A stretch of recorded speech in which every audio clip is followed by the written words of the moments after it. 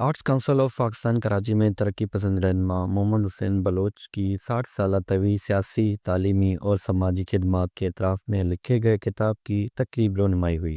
تقریب میں سابق سینیٹر طاہر بزنجو، سینئر صحافی سہیل سانگھی، شکیل صلاح، توصیف احمد، ادیب رمضان بلوچ اور سیاسی سماجی کارکنوں نے بڑی تعداد میں شرکت کی۔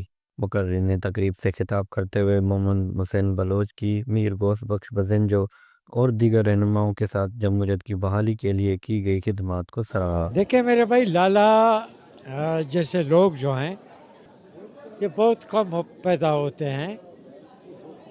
اس قسم کے لوگ اپنے معاشرے کے لیے، اپنے سماج کے لیے ایک اثاثہ اور سرمایہ کا درجہ رکھتے ہیں۔ لالا حسین کا سب سے زیادہ تعلق میں سمجھتا ہوں کہ رنچھو لائن کے بعد اگر رہا ہے تو وہ لیاڑی کی گلیوں سے رہا ہے۔ مجھے یاد ہے کہ بابا میر گوس بزنجو جب تک حیات تھے، لالا کراچی کا صدر تھا اور سارا دن ان کی ایک لال گاڑی جو ہے لیاڑی کی سڑکوں پر، گلیوں پر اور لیاڑی کے دوستوں میں گھومتی رہتی تھی۔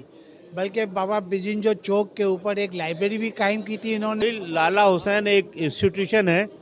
انہوں نے نوجوانی سے جب وہ NSF میں شامل ہوئے، یہ جو مزاحمتی تحریک ہے اس ملک میں استحصال کے خلاف، اس کا حصہ بن گئے اور نوجوانی سے لے کر آج تک وہ اسی تحریک کا حصہ ہیں۔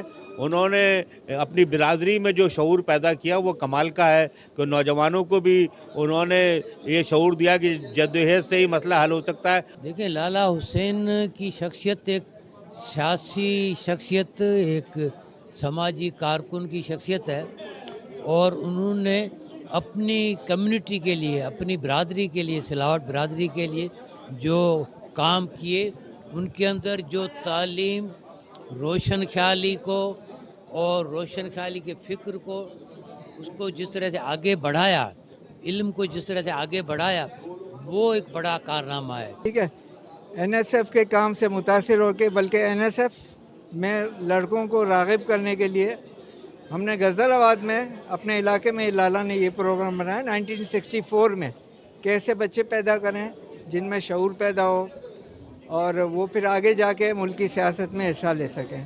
لالا محمد حسین بلوچ نے نوجوانوں میں تعلیم کے فروغ کے لیے رنچھوڑ لائن میں لائبریری اور یوتھ پروگریسو کونسل قائم کیا، جہاں سے کئی نامور شخصیات نے تربیت حاصل کی۔